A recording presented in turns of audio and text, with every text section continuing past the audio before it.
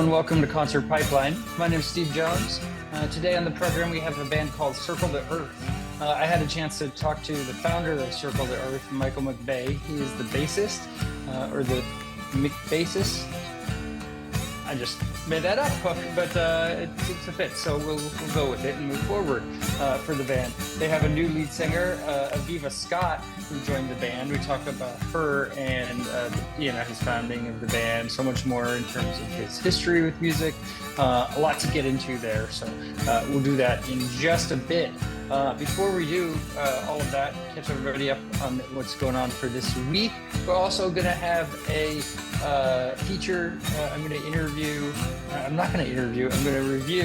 the Sylvan Esso show at Stern Grove in San Francisco from this past weekend, which was really, really cool. But I will share a little bit about what's going on in my life first. I have a high school daughter now. She's 14, and that comes with a lot of stuff that I didn't read in the pamphlet for when signing up for the school that she chose. So I have found on several occasions that I'm not allowed to get out of the car when driving her around to school, or around public school events, any of that. So with her friend, I can chauffeur them around town, all that they need, but I am not to be present and not to step foot out of my car. That has been made clear when I'm going to pick her up from like a football game, which I did this past weekend.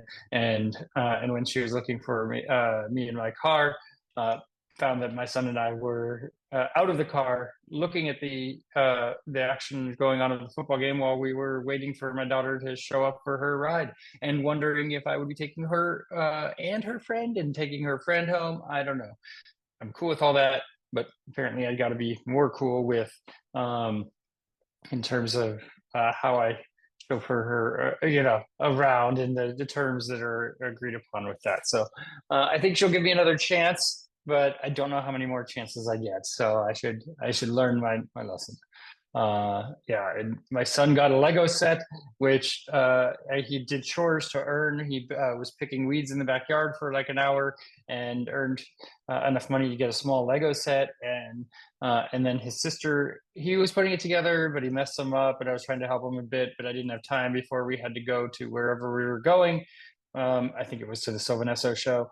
And so his sister helped him by putting the whole thing together for him that evening, which I don't think taught him anything other than, hey, she'll do this for me if I ask her to.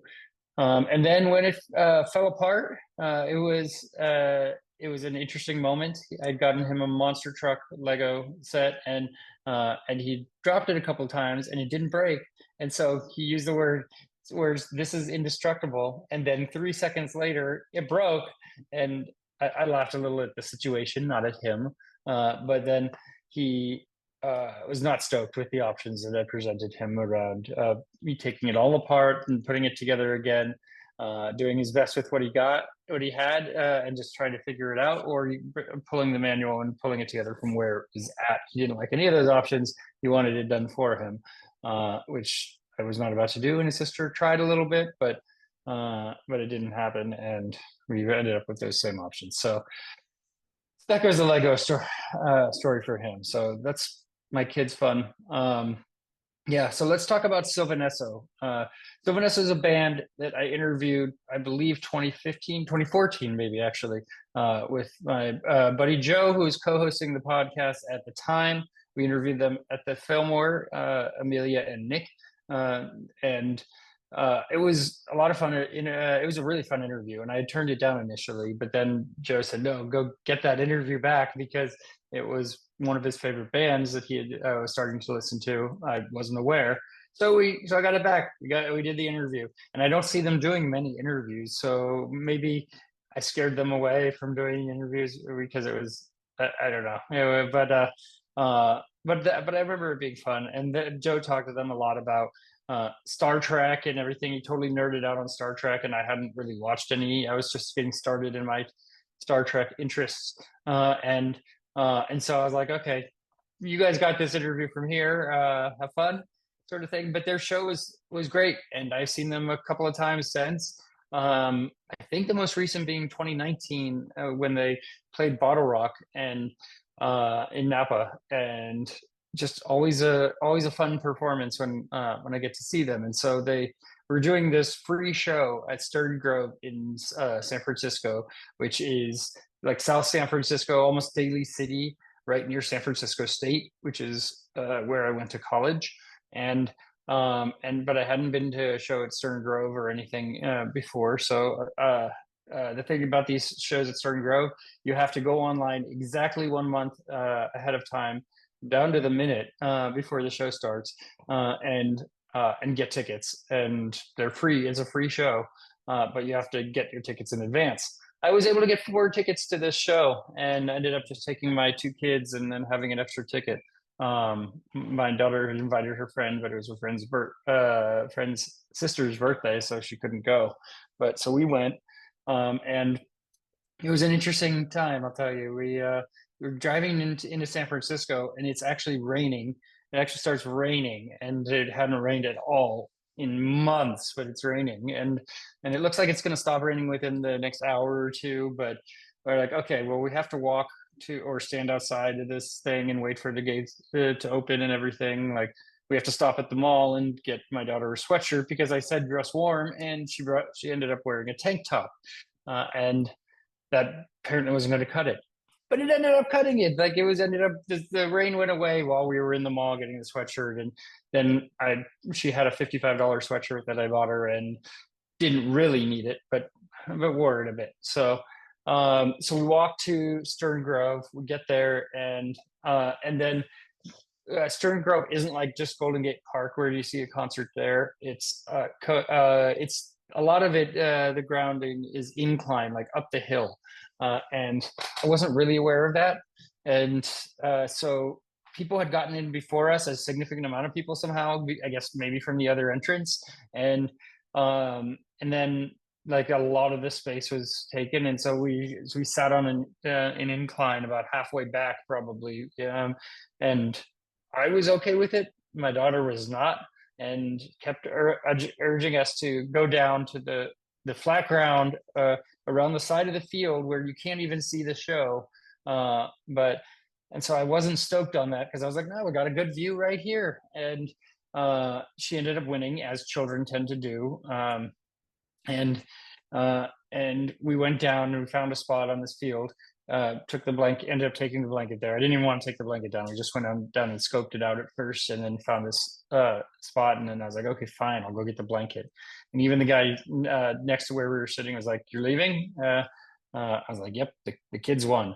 And so we had a nice picnic though, sandwiches and all that, and sat there. And there ended up being a screen on that field where you could see the show. You can't, the side of the stage where you can see the top of the stage, but not even anything that's happening on the stage. But you can watch on the screen and you hear through the speakers, and it's like you're there, kind of. But that's not how I roll at concerts. I want to see it, but I need to also accommodate my kids who are needy and want to get something out of this. And if they want to just have a picnic and everything, then okay, then we'll do that.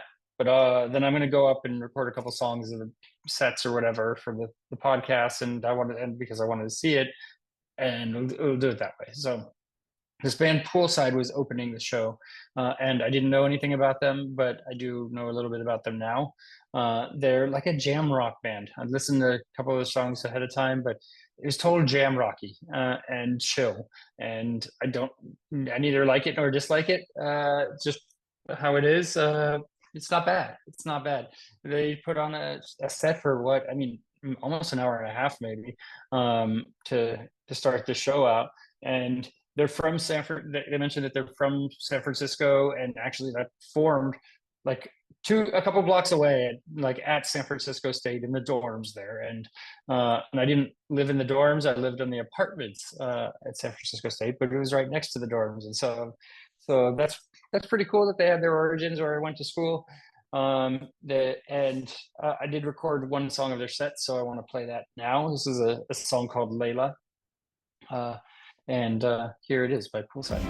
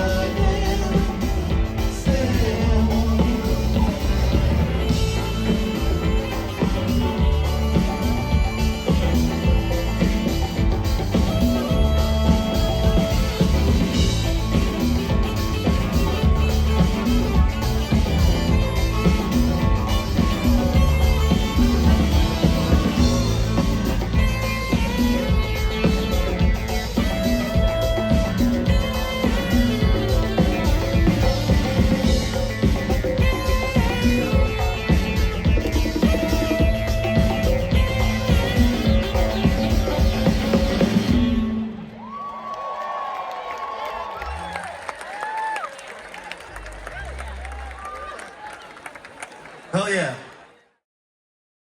That was Layla by Poolside from their set at Stern Grove, and so they stopped playing, and Throughout the show, kind of before and in between sets and everything, Liam Makelem from KPIX would talk up the crowd, and they were raising money for Stern Grove, and they mentioned that an anonymous donor donated $100,000 to Stern Grove, which is really awesome. That's great. That's super awesome. But we need more money. We need more, and we're trying to match that $100,000 over this weekend between this show and shotokan, who's playing the next day or something. And so they were trying to raise another $50,000 from the day, and I think it came pretty close. I don't know how close they came, but they raised more than $35,000 in that day from a free show, which is pretty impressive. And so he'd come out, and I told the kids, I was like, I used to work with him. I worked with him for like a year when I was interning at the TV station. They weren't impressed. So like, whatever, Dad, old man, that's enough. Just go shoot your footage. We're just going to sit here and play on a phone. So, but Sylvan Esso then comes out. And so before they came out, I went around and was like, okay, I want to get a good spot and shoot a couple songs of the set. I ended up just walking through a couple people's picnic blankets. They're just sitting and chatting, and there's nobody really against the railing or anything. And I'm like, I went right up to the railing. And then the Sylvan Esso came on, like probably within a minute of when I got up there. And I was right up at the very front. And so I got some great video of Sylvan Esso playing, and which was really cool. They put on a fun show, and I know a lot of their stuff.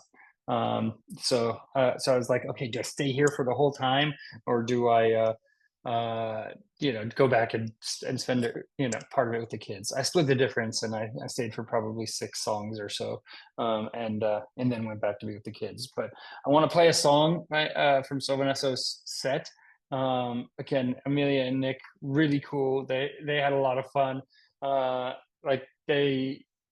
Nick at one point was handed a bass guitar, and he played 3 riffs on it, and I think he looped in because he's kind of the DJ in the group, and he's like, I'm such a great bassist, even though he didn't really play at all. That was pretty fun. Amelia always has these really creative costumes. This one looked like she was wearing tinfoil. It's creative.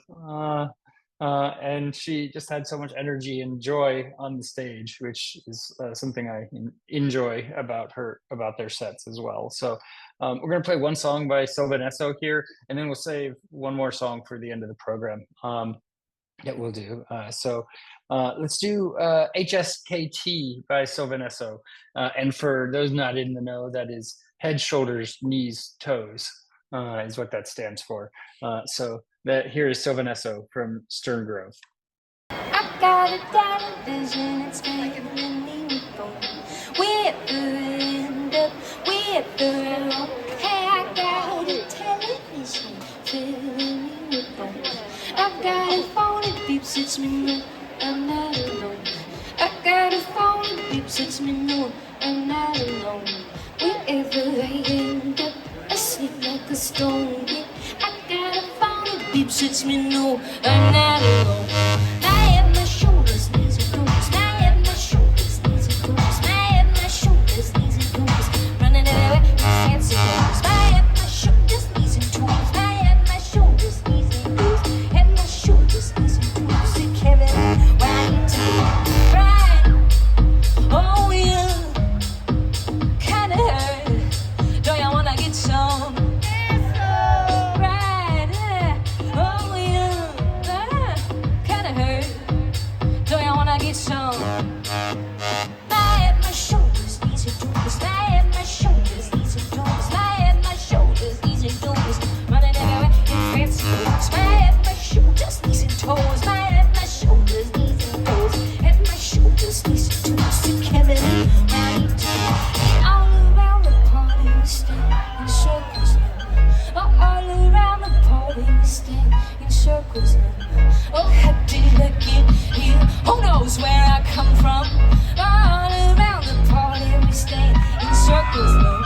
I had it fit before, now I don't know where it's going.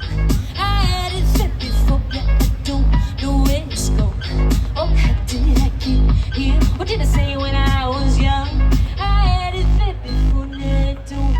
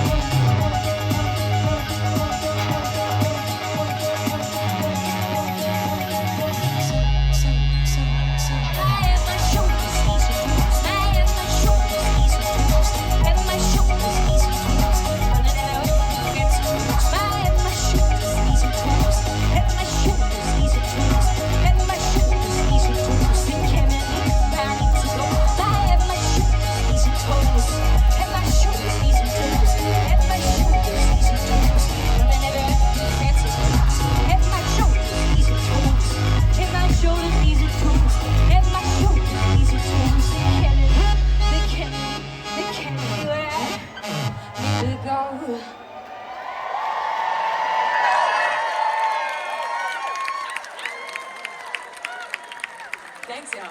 That was Sylvan Esso, HSKT, here on Concert Pipeline. And that's going to take us to my interview with Vance, Circle of the Earth. Again, Michael McBay and I had a chat. And before we get into the actual interview, I do want to preface for those that are watching on YouTube, video quality isn't the best. It freezes a couple of times. I lost them a couple of times when I think he got a call and had to take a call, and then came back, and then he was just frozen for the rest of the interview, and I didn't want to disrupt the flow or anything, and didn't, I was also just concerned that he wouldn't be able to get back in, and I just wanted to, finish up our chat and let him go, because he was in a parking garage outside of K-Rock, and so that's at some point in this, the video will freeze, but the audio will still be there from our chat, which is fun. They have a new single, Numb, and a music video directed by Henry Levatov, and they're putting out some new music with their new singer Aviva Scott, and I find them to be, a fun band, and some music that I'm into. They seem to have a really good jive and feel, and Michael's really, got some positive things to say about their new singer as well. So let's go ahead and bring in Michael from Circle the Earth. Yeah, so we're good. I'm good. How's your day treating you, Michael? Everything's fine. Everything, wonderful. All the problems are good problems. That's that's all you can ask for, right? Because the problems are going to be there no matter what. So yeah. So well, thanks for taking the time. Absolutely. Yeah. Let's start back a bit when you were younger. I'm curious, like, what sort of music was on in your house as a kid? What were your parents listening to? Oh, my parents listened to Nat King Cole and Perry Como and stuff like that. That didn't influence me much.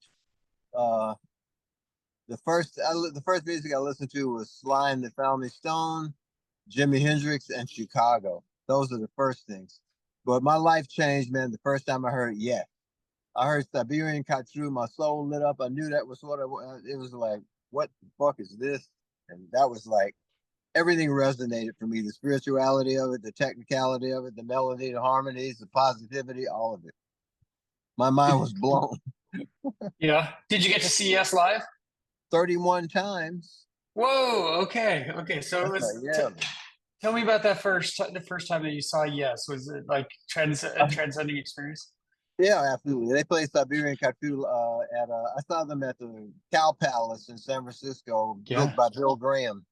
And it was amazing. And when we got there, we came a little early and we saw them walking around outside. And we got to stick our head in the stage door and see the equipment and that kind of stuff. It was, I was all new to it. It was like going to the circus and never wanted to come home. Yeah, for sure. So, so your parents were really influences musically. Did you have any siblings that like kind of influenced you in that direction, or? There was a group of kids that had a R&B band in the neighborhood, and that was exciting. And so I figured if I was going to be teaching, my parents were both college professors, so music wasn't in the cards. So I figured bass had 4 strings, that'd be the easiest thing to teach myself. So that's why I started it. Yeah.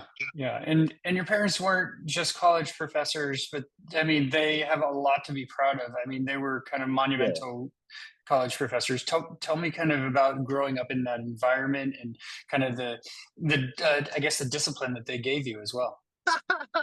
I got beat if I got anything less than an A. I had tutoring from day one. I could read and write at like a 6th grade level when I started 1st grade. Oh no. Oh yeah, it was crazy. It was very demanding. But like you said, it gave me discipline and drive, and they taught me to look at life scientifically. And so after the spirituality that I encountered later in life, I was able to approach from a scientific viewpoint rather than from a belief viewpoint. So it's served me in good stead, in my opinion.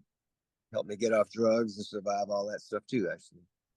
Yeah, for sure. And when did you pick up the bass? Was that your first instrument? Yeah, first and only instrument. I started that when I was like 16.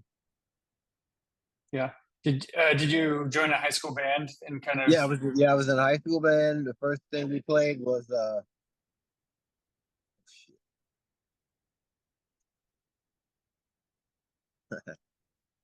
I can't think of it anymore. We played 25 of 64 by Chicago and Purple Haze by Hendrix. Oh, somebody in the Amboy Duke. I can't remember who that was. Yeah. Yeah. That wasn't Icebreaker though, right? That wasn't your high No, school band? no, this is just a high school band. Yeah. Yeah. How long ago was Icebreaker? I started Icebreaker and when I moved to Los Angeles after I got out of Stanford in 1976, and I came here with a keyboard playing genius, virtuoso I met in college named John Ivy. We had a band called Talisman. We played here for like 20 years doing super progressive jazz rock stuff. And then after that kind of wore out, I started a band called Icebreaker that was more commercial rock with a guy named Phil Von Hake, who was the guitarist. Phil was offered to join I can't remember all things anymore. A very famous band, and he did pass them up. What's one with Nikki Sixx in it? What's the name of that band? Oh, Motley Crue. Yeah, he was Yeah. offered to join Motley Crue. Yeah, he had passed them up to stay in his own band with his own name. Yeah. Gave him a lot of shit for that, I'm sure. Yeah, exactly. So I started Icebreaker and played commercial rock. I played with Eric Singer at that time when he first arrived in Los Angeles, and eventually he went on to play with Kiss and all that. But he just got here. We played together for like a year or so before he moved on to Lita Ford, and his career skyrocketed. And I played with Chris Poland, who was the guitar player for Megadeth eventually, and Mark Bowles, who was with Yngwie Malmsteen for a while. Those are the most notable players that I worked with in Icebreaker. Yeah. You said you were in a band called Talisman for like 20 years. Did you guys tour? Did you tour pretty far? No, trying to make it in Los Angeles. We opened for Metallica when they were unknown. We opened for Oingo Boingo when they were unknown, and Troubadour, that kind of thing. I never got anywhere with that. Just played around town. It was a multiracial band, mostly blacks playing jazz rock, and there was no market for it at all. Yeah. What was Metallica like back then? Opening for them? Back then they were a lot more simple and progressive, melodic than they are now. The bass player imitated Chris Squire was the thing to be back those days. So all of us are imitating him, and they were forming, and it was more melodic and more kind of. It was not as dark as it is now at all.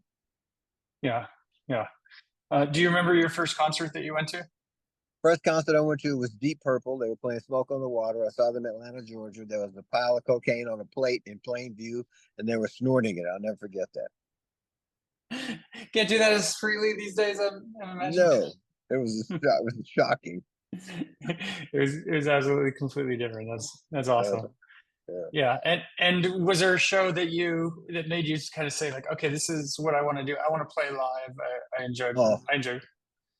That came to my first time I played in my high school band, played in front of the auditorium. The response, and I have low self-esteem, and the reinforcement and the attention and the positivity that I got from it were immediately addicting and nourishing. And so I knew from that moment I wanted to try to play music at least for fun. And I didn't start to take it seriously until I got to college, and I played in a band with John Ivy there, all original band, and we played for a student assembly, and there were some other bands, and that's when I figured out that it was possible to do that and be better than average. And then after college, I came to Los Angeles and really tried to do it.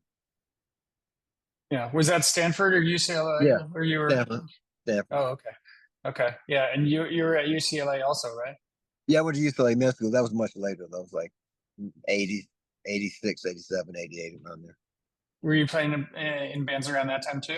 I played music in Talisman during the first couple of years of med school, and then I started getting into drugs, and I dropped out of music for about 10 years, and then picked it up a little bit later on.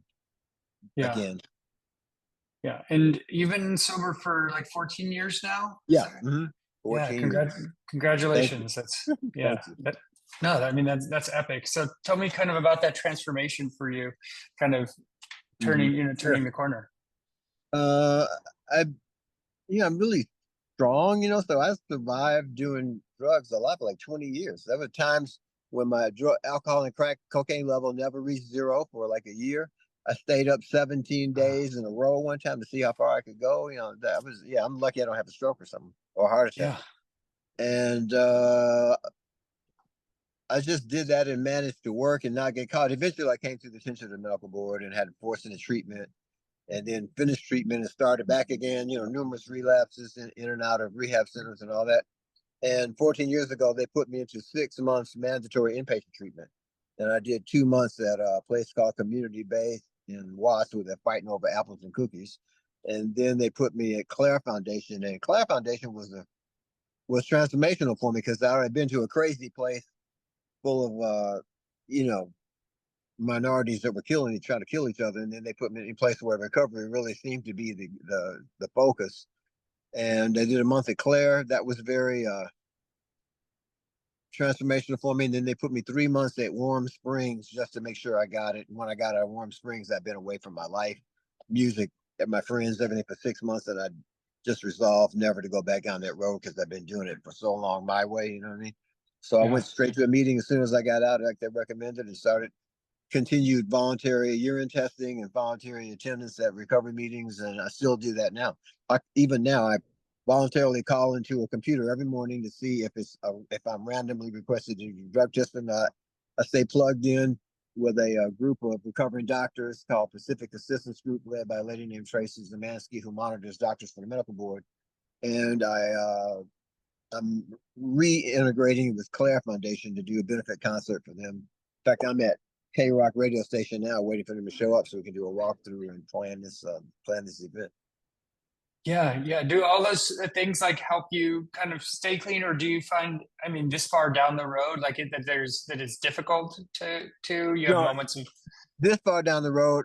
I'm certain I could do it on my own, but the subconscious reinforcement of calling every day, going somewhere randomly, doing a urine test, and having somebody see the results kind of keeps me in check subconsciously. I also do like martial arts a lot. I train almost every day, and I get as much joy out of that as I did out of drugs, luckily, and I get as much joy out of music as I did out of drugs too. And I can't let the people down who are around me in karate, and I can't let the people down who are around me in the band at all. So I would say my recovery is solid, but I wouldn't dare change my routine. It works, and it was hard to get here. For sure. And the karate thing, you've been doing that for a while also. Like, how long have you been doing karate? I started when I was 17, and I took a 20-year break, but probably overall I've been doing it 25 years, something like that. Wow. Okay. And yeah, that's huge discipline. I just started a couple months ago with taking karate with my son, actually, and my 10-year-old son. What style? God, I don't know. I don't know. I should know the name of it. I'll look it up while we talk. Okay. Yeah. Again, it's still pretty new, so we're about to get our yellow belt, but it's oh, that's great. Yeah, our first yellow belt. So let me see. It's why doesn't it say right at the first thing on the website? Okay. Oldest martial arts school in California, over 1,000 of okay. Are you in LA? No, I'm up north I'm in Vacaville. Oh, okay. Yeah, outside of Sacramento. So, yeah. Kempo Jiu-Jitsu. Okay, I guess. Yeah, right. yeah. And so we do a lesson together, and then he also has lessons with other kids, and I have lessons with adults, and it's I think it's a good discipline, and good for me, good for him as well. So, absolutely true. To start early. So, yeah, tell me a little bit more about some of the things you've gotten from doing karate so long, because you've traveled with with your karate studio and everything, right? Yeah. I used to do tournaments, and I went to Japan recently and trained at the headquarters there for like 2 weeks. First of all, man, karate is a lot like religion. Like, there are different styles, and the styles all try to politically condescend to each other and invalidate each other, just like human religions. They don't work together at all. It's ridiculously political. So I find that fascinating. So I try to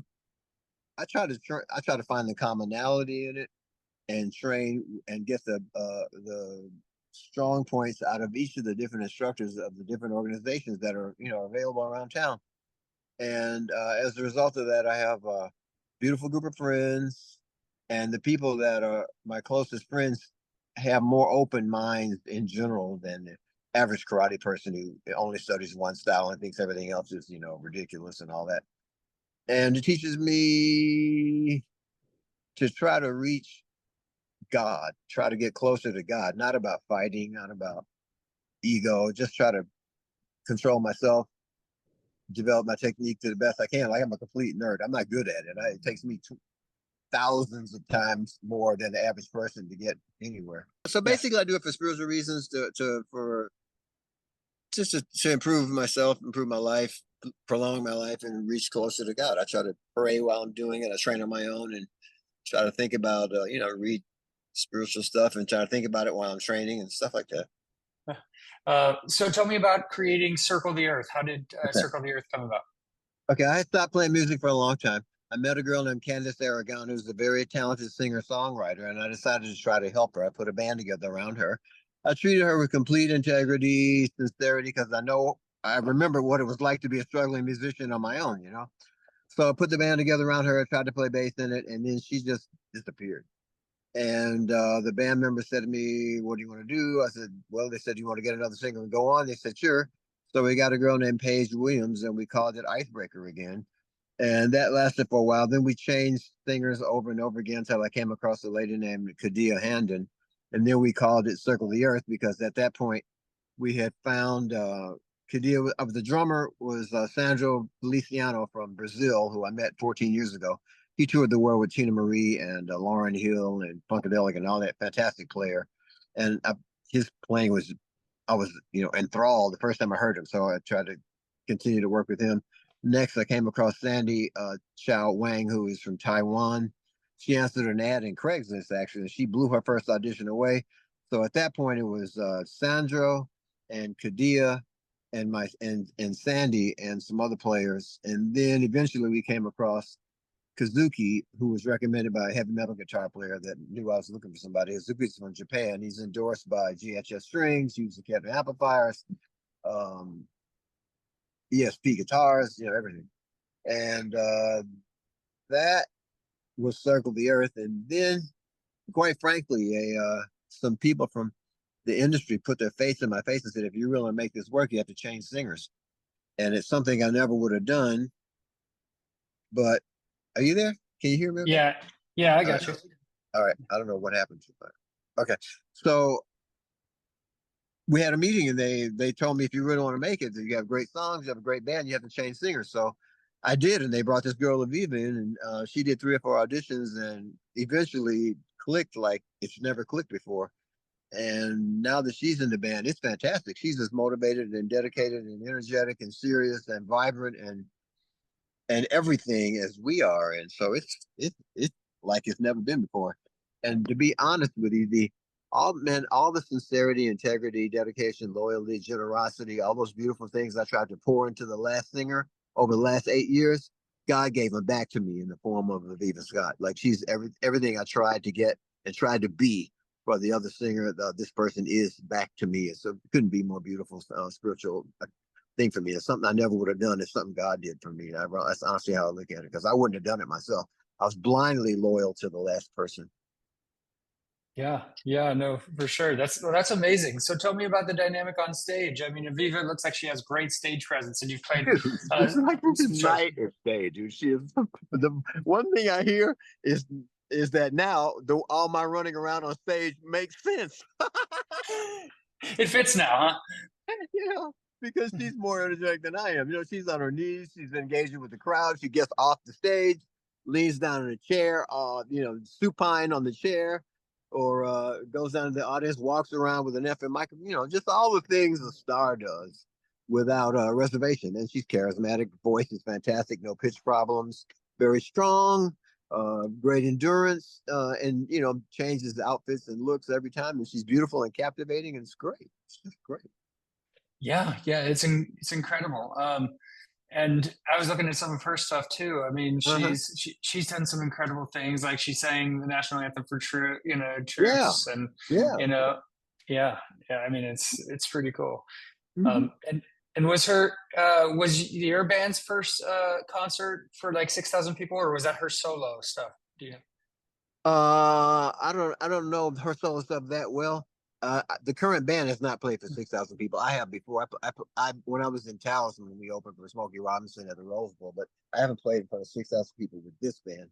biggest show we ever did was opening for Oingo Boingo about a year ago at the Coach House. It was like 1,500 people, sold out, and that went over very well. I'm trying to get back there. We're going back in November. Oh, that's cool. Yeah, no, that would be a fun show. And Yeah. yeah, Smokey Robinson, cool too. Also, that must have been some a fun gig to play, right? It was. Yeah. That's a big And so, show I ever did. oh yeah, yeah.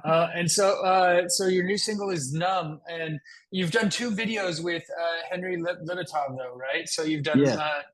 Maniac on Mute and Numb. Maniac. Yeah. And so, tell me about working with Henry. Okay, Henry is I met Henry through a friend named Scott who was helping to sponsor Kazuki before Kazuki got more established. Scott's a beautiful human being. And a guy named Larry, he owns a pit company. They're both beautiful, giving, altruistic people, kind of like I am. So we had dinner, and they said, we want to introduce you to this guy named Henry Lippincott that we're working with. I said, okay. So Henry had done videos for Jennifer Lopez, Justin Bieber, stuff like that. So we sit down for a lunch, and Henry looked me in the eyes and says, tell me why you're doing this. And I just busted in tears. I said, I'm doing it for the shed light of God and to make my friends' dreams come true. And he resonated with that immediately, and we hit it off. That's how we started, like that. He said, oh yeah, that's all I need to hear. I'm gonna help you. And he's made great videos. He's like a member of the band, and his close personal friend, beautiful human being like the rest of us. And it's great. It's been great. Yeah.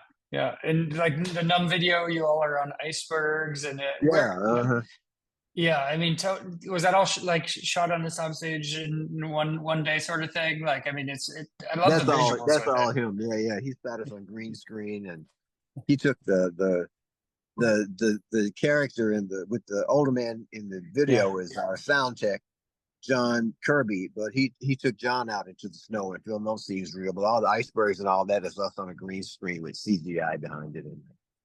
Yeah. Had you done a video to like that level before? Never. Well, no, we did the Dead video with Boy Epic was good, but that was before Aviva was in the band. That one was also really good. Boy Epic was good, but Henry's much more cinematic and yeah. I just like the scope is wider.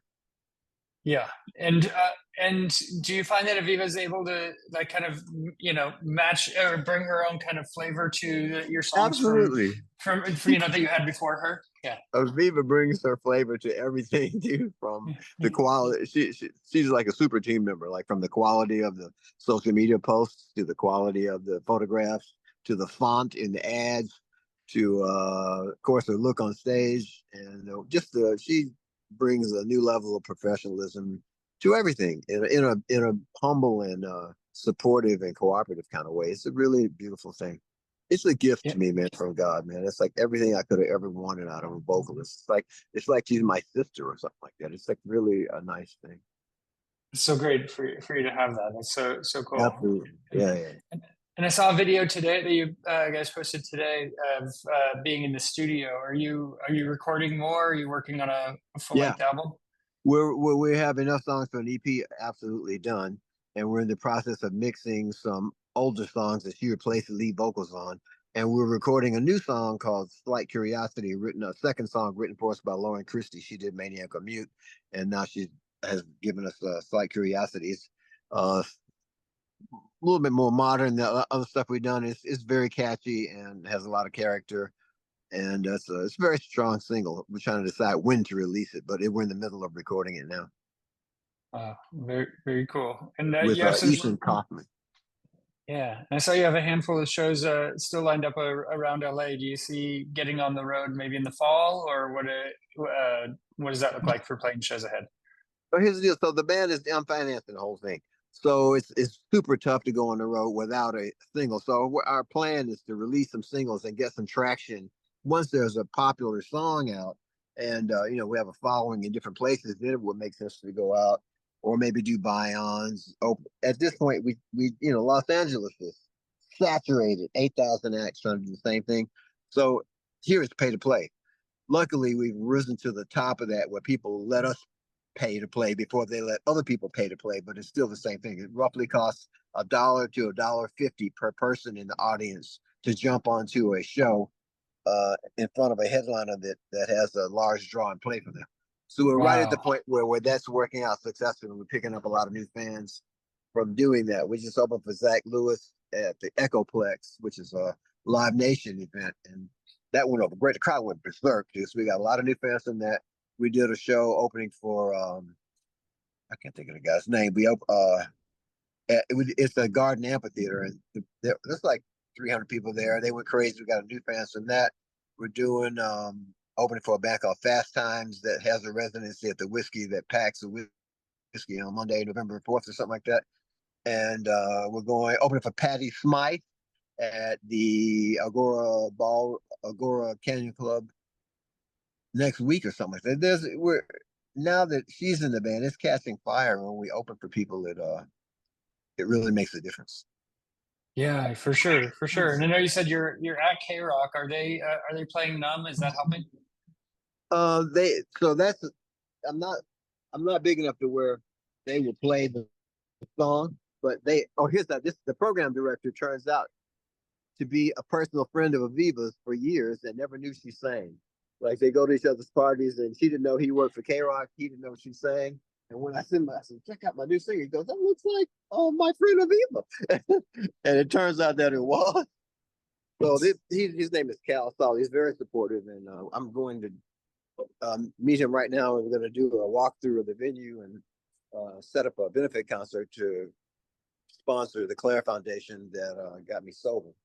And they are allowing me, they're doing ads. We're doing paid ads advertising and the band and the new singer and stuff like that at a pretty rapid rotation, like 5 to 6 a day, something like that. Yeah, yeah. That's really cool. Well, I know you're there now, so I won't take any more of your time, really. But yeah, let's wrap out with like one really fond memory that you had from playing a live show. One fond memory I have from playing a live show would be the look in the eyes of the other band members when the audience goes crazy and they never heard us before, and experiencing the audience that's never heard us before wrap their heads around how all these people from these different countries with no white people in the band are playing this music that they love. It takes them a second. You can see them a little bit perplexed in the beginning, and by song number 3, they open their hearts, and by song number 4, we're in complete accord with them, and they're screaming. That's how it usually works. Yeah, that's amazing. I mean, you've circled the earth to create the band, obviously, and I hope that you get the chance to circle the earth to play shows as well with this band, because sounds like you have a really great fit. So, thank you, sir. Yeah. Well, thank you, Michael. Have a great rest of your day. Okay. And hopefully we'll be seeing you up in the Bay Area soon. Okay. Absolutely, sir. We will. Thank you for your time. Of course. Thanks, Michael. Okay. That was my interview with Circle the Earth here at Concert Pipeline. And that takes us to the final segment on the program, the music news.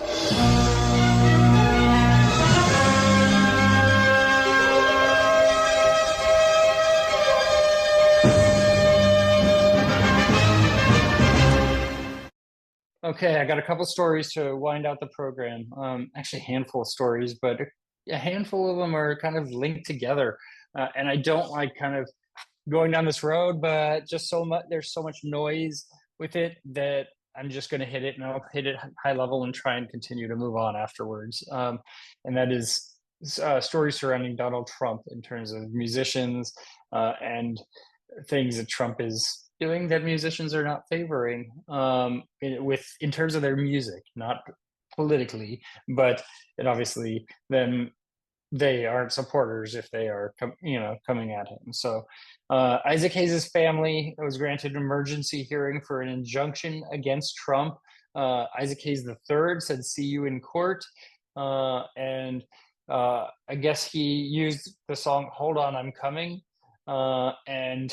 Isaac Hayes said, the third said, "Breaking, the federal court has granted our request for an emergency hearing to secure injunctive relief. Donald Trump, the RNC, Trump for President Incorporated, 24, Turning Point, and the NRA are required to appear in court September 3rd to discuss this matter." So we'll see if Trump makes it into court, but he used but Isaac Hayes III said, if I repeatedly use any of Trump's IP without permission, he would sue the shit out of me. He said in another tweet. For all the copyright experts out there, here's how it works. And to the writers who don't want Trump using their songs, here's how you stop him. Let's see. Oh, he then went into detail in video, and I don't have the wording of that, but Hayes' family had threatened to sue Trump for $3 million earlier this month to prevent him from using that song at rallies. The song is usually played at rallies before and after Trump's speeches.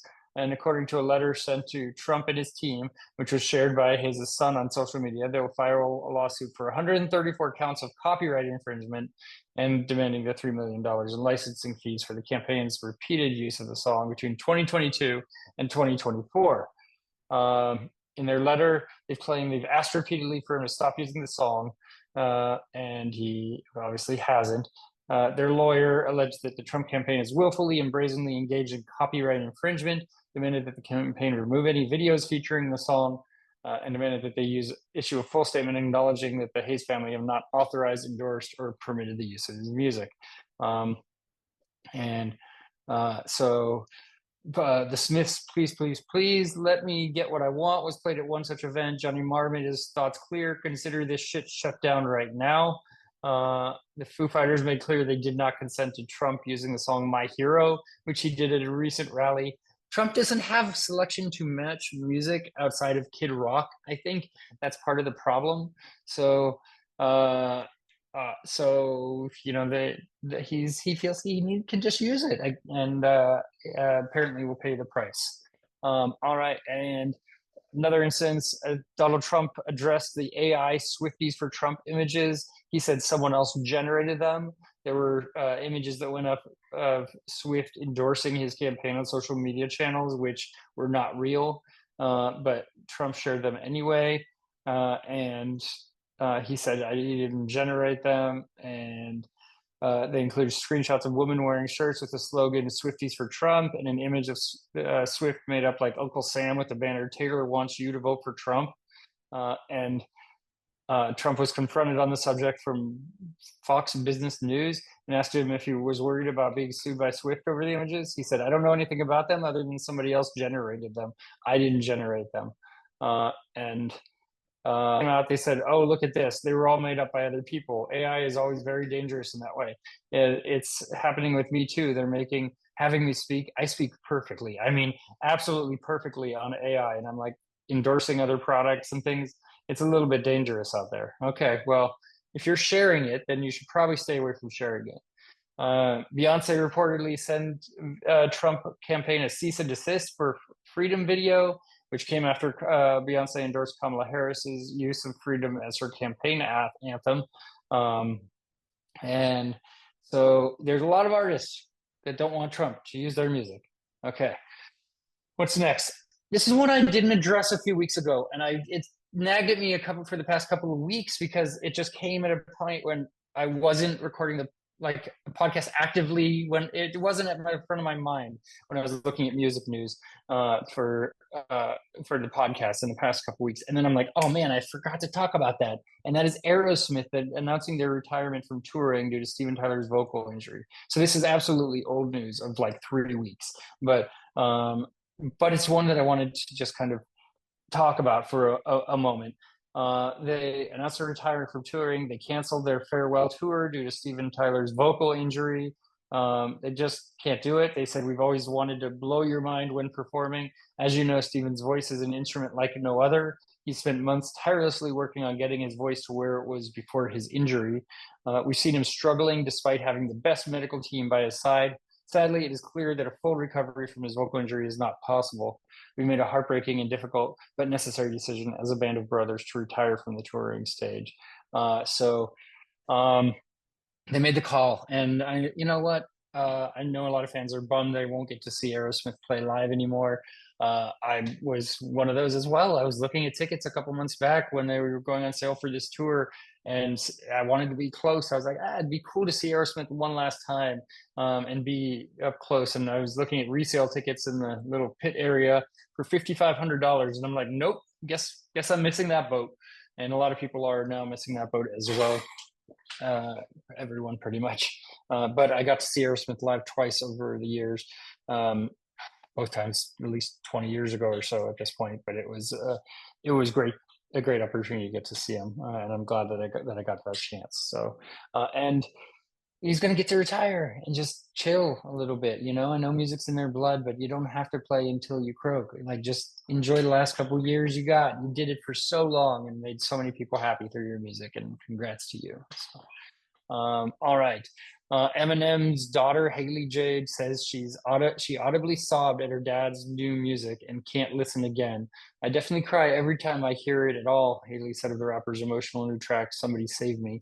He put out a video with Jelly Roll in which he references Haley and apologizes for not being there for her when she needed him and he was on drugs and missing her like guitar audition or something, you know, and there's a little mock of her, you know, behind a glass that he's like just behind and he's watching from the outside in sort of thing. You know, she revealed on the August 23rd episode of her Just a Little Shady podcast that some of the tracks on her dad's latest album, The Death of Slim Shady, Coupe de Grace, brought tears to her eyes. And when discussing the music video for Somebody Save Me, featuring Jelly Roll, Haley, who's 28, told her co-host, I watched it in its entirety and I don't think I can do it again. And actually, Brittany put the little commercial snippet on today and I was like, can you turn that down? Like, are you trying to make me cry? So he says, hey, in the song, Haley, I'm so sorry. I know I wasn't there for your first guitar recital. Didn't walk you down the aisle, missed the birth of your first child, your first podcast, looking down, sweetie. I'm so proud of how you turned out. I mean, pretty touching shit, but you're like, how do you miss all that shit? I mean, he even rapped, years and years ago about like just his daughter being most important to him, but then he misses out on that time. It's sad. I can feel for him, you know. I mean, he's got some solid emotions there. All right. I guess, oh yeah, back on the Aerosmith thing. I saw this article and I didn't read it, but Tom Hamilton addresses the possibility of Aerosmith touring with a new vocalist. He said, first, let me start by clearing up some information on Steven's injury. We were playing the third show of our Peace Out tour, September. During the third song of the set, Steven had a fall that resulted in a fracture to his larynx. Somehow he finished the show. He's been healing well and working his ass off to get ready to go back on the road. The decision was made by a team. We don't know what the future holds, but it won't include touring. And he said there's been no talk at all about going on the road with another singer. I can't imagine it. Good. Stay away from it. You don't need to at this point. Don't do it. Don't do it. Okay, a couple more stories real quick. U2 has announced a new immersive concert film from the Sphere Las Vegas residency that they did. The Edge-directed movie will be screened exclusively at the Sphere in Las Vegas. I mean, I don't think you could play it anywhere else, right? Because I guess it's made for that screen. It's got to be on that screen. But I guess if they don't have any shows going on, you can go see the U2 show, at the Sphere without the live music behind it. And it's called VU2, the concert film, and the film is being described as an immersive concert film created specifically for the Sphere. It will utilize the venue's technologies to create an experience that is only possible with this next generation entertainment medium. And so it's pretty cool. The goal is to give the immersive moviegoers as close to the live UV concert experience as possible, and then some, he said in his statement. I've never seen a U2 show, so I'm relieved I caught a great one.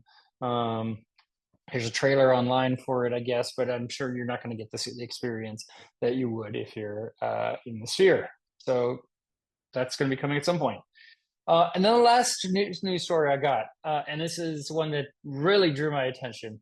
Oasis reunion and Wembley gigs next year. Is that definite maybe is the title of the article. Is that definitely maybe? That was their first album. Noam and Liam Gallagher appear to have settled their differences, and if the truce holds, will play massive concerts in London and at Manchester's Heaton Park in 2025. Then people have to wait a bit longer, 15 years to the week that Oasis play their last gig. Rumors are swirling that finally, seriously this time, one of Britain's biggest bands could be reforming. And industry insiders are adamant that next summer we'll see Noel and Liam Gallagher reunite on the same stage for the first time since the V Festival on August 22nd, 2009. So cancel next year's holiday plans, figure out the childcare, save the pennies. It's probably not going to be a cheap show, I'm sure, if it does happen. There's so much time between now and then that I'm like, okay, we'll see what happens. Their relationship has been one of the most tumultuous of any band that is broken up, from what I've heard and what I've read over the years that they've been adamant about and at each other's throats, really, on either side, I think, right? But the fact that they're hinting that it might be possible is interesting. So I'm into it. All right, that is our show for today. I don't have another interview lined up yet for next week. Might get one. We'll see. But for all of us here at Concert Pipeline, I'm Steve Jones. We'll catch you next time.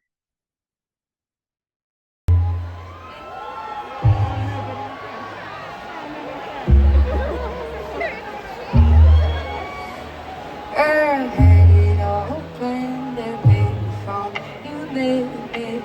Was gonna leave early, so swiftly. But then a fire crashed on the roof.